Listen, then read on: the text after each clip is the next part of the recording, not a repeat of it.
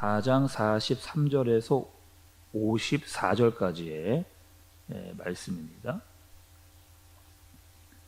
이틀이 지남에 예수께서 거기를 떠나 갈릴리로 가시며 친히 증언하시기를 선지자가 고향에서는 높임을 받지 못한다 하시고 갈릴리에 이르심에 갈릴리인들이 그를 영접하니 이는 자기들도 명절에 갔다가 예수께서 명절 중 예루살렘에서 하신 모든 일을 보았음이더라. 예수께서 다시 갈릴리 가나에 이르시니 전에 물로 포도주를 만드신 곳이라. 왕의 신하가 있어 그의 아들이 가버나움에서 병들었더니 그가 예수께서 유대로부터 갈릴리로 오셨다는 것을 듣고 가서 청하되 내려오셔서 내 아들의 병을 고쳐 주소서 하니 그가 거의 죽게 되었음이라. 예수께서 이르시되 너희는 표적과 기사를 보지 못하면 도무지 믿지 아니하리라. 신하가 이르되 주여 내 아이가 죽기 전에 내려오소서. 예수께서 이르시되 가라 내 아들이 살아있다 하시니 그 사람이 예수께서 하신 말씀을 믿고 가더니 내려가는 길에 그 종들이 오다가 만나서 아이가 살아있다 하거늘 그 낫기 시작한 때를 물은즉 어제 7시에 열기가 떨어졌나이다 하는지라. 그의 아버지가 예수께서 내 아들이 살아있다 말씀하신 그때인 줄 알고 자기와 그 온 집안이 다 믿음이라.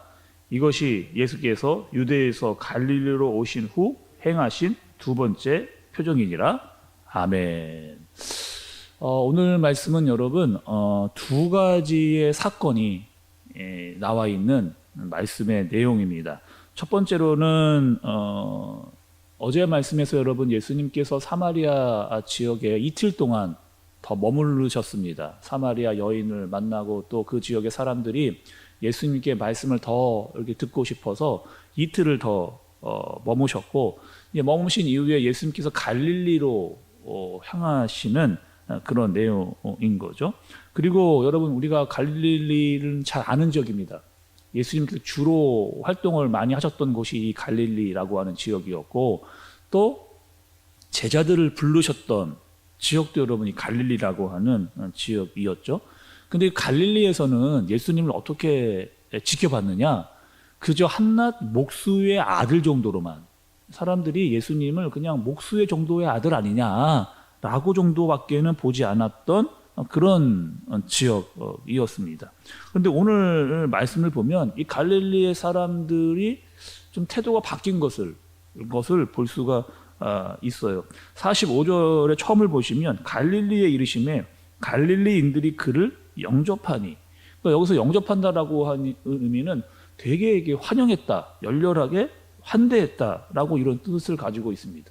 아니 원래 이 갈릴리 사람들은 예수님을 그냥 한낱 이 목수의 아들 정도로만 취급을 했던 그런 사람들이었는데 예수님께서 갈릴리에서 오시자 이 갈릴리로 돌아오시었는데 예수님을 굉장히 환영하고 열렬히 맞아들이는 그런 모습을 볼 수가 있는 겁니다. 왜 그랬을까? 왜 예수님을 갑자기 이렇게 막 열렬히 환영하고 환대하는 모습으로 이들의 태도가 바뀌었을까? 말씀을 좀 살펴봤더니 45절 하반부에 보니까 자기들도 명절에 갔다가 예수님께서 명절 중 예루살렘에서 하신 모든 일들을 보았습니다. 이들이 본 게 있습니다. 예수님께서 예루살렘에서 한 일을 이 사람들이 봤던 거예요. 뭘 봤느냐? 말씀을 좀 찾아봤더니 요한복음 2장 23절에 요한복음 2장 23절에 예수님이 예루살렘에서 하신 일이 있습니다. 그러니까 6월절에 예수께서 예루살렘에 계시니 많은 사람이 그의 행하시는 표적을 보고 그의 이름을 믿었으나 이렇게 그들이 본 게 뭐냐면 예수님이 행하셨던 어떤 기적적인 일들, 표적적인 일들을 이 갈릴리 사람들이 예수님께서 예루살렘에 계실 때에 이제 봤던 거죠. 그리고 이제 와 원래 이분이 이런 분이었구나. 그리고 완전히 태도가 이제 돌변을 해서 예수님을 막 환대하고 이렇게 환영을 했던 그런 모습. 그리고 이런 거죠. 예수님의 능력과 표적과 이적을 굉장히 중요시 여겼던 그런 신앙을 가지고 그 예수님을 맞아들인 겁니다. 여러분 이 상황이요. 어제 우리가 봤던 그 사마리 사람들과 정반대의 상황인 거예요. 예수님께서 사마리 여인에게 어떠한 기적과 표적을 보여주지 않았습니다. 그리고 그 사람들, 그 지역에 있는 사람들에게도 어떠한 것도 보여주지 않았음에도 불구하고 그들은 예수 그리스도를 그리스도로 봤어요. 그리고 말씀으로 예수님을 맞아들였습니다. 그리고 그런 신앙의 고백들이 있었던 지역이 사마리아였다라고 한다면, 지금 갈릴리는 어떤 상황이냐? 예수님의 표적과 기적만을 보면서 예수님을 환영하고 있는 정반대의 지역의 모습을 우리가 볼 수가 있는 거죠. 교회 안에도 이런 분들이 있습니다. 기적과 표적만을 따라다니는 사람들이에요. 야, 어떤 일이 있다더라. 어떤 곳에 가니까, 어떤 기도원에 가니까 막 아픈 사람이, 죽어가는 사람이 낫다더라. 막 표적과 기적을 막 쫓아다니면서 거기에 목숨 거는 사람들, 그런 사람들 교회 안에 더러 그런 분들이 있다는 거예요. 그것이 막 최고 대단한 것처럼 막 여기면서 그것만 쫓아다니는 분들이 있다는 거예요. 그러면서 막 예수님, 이런 일이 나에게도 꼭 일어나게 해 주옵소서. 그러면 예수님을 더 잘 믿겠습니다. 이런 일이 있으면 내가 더 잘 믿겠습니다. 라고 막 이것만 혈안이 돼서 쫓아다니는 분들이 있다는 거예요.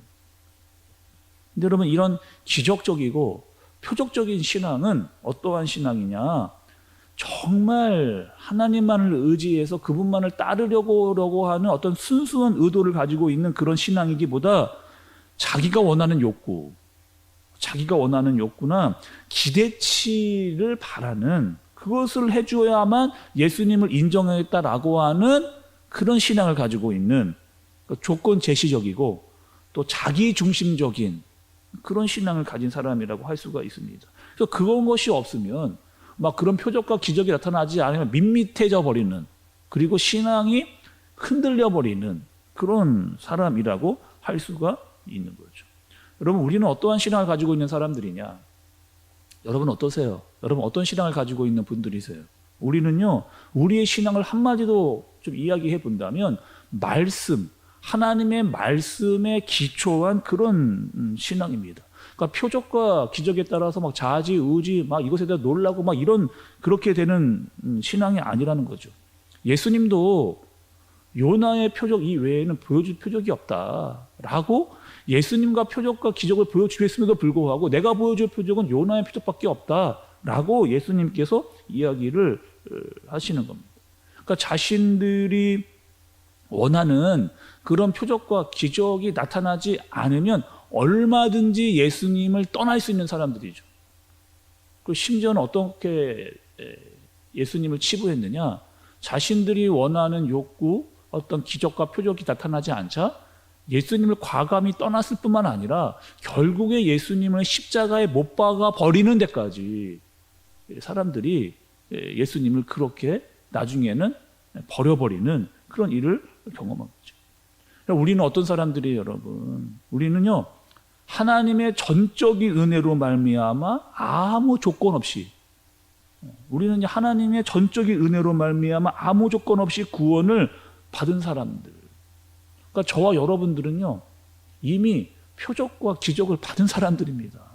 아니, 우리와 같은, 나와 같은 사람을 하나님이 선택을 해서 은혜를 주셔서 구원해 주셨다라고 하는 그 사실 자체만이 표적이고 기적이에요. 다른 표적과 이적이 중요하지가 않습니다. 물론 중요할 수도 있겠지만 우리에게 정확하고 놀라우신 능력을 우리에게 주셨어요.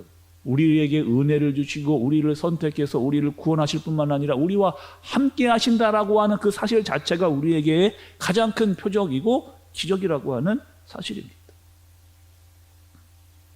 두 번째는요, 여러분, 예수님께서 이제 갈릴리에서 가나라고 하는 지역으로 이제 이동을 하세요. 이 가나라고 하는 지역은 또 여러분 어떤 지역이냐? 우리가 또 살펴봤던 지역입니다. 예수님께서 물을 포도주로 바꾸셨던 사건이 있었던 그 지역이 바로 이 가나라고 하는 지역이죠. 그런데 가나에 갔는데 어떤 일이 있었느냐? 왕의 신하가 예수님을 만나기 위해서 막 다급하게 달려왔어요. 이유가 있습니다. 자기의 아들이 죽어가고 있었어요. 자기의 아이가 죽어가고 있었습니다. 그래서 가버나움에서 한 34km 정도 되는 거리를 쉴 새 없이 달려온 겁니다.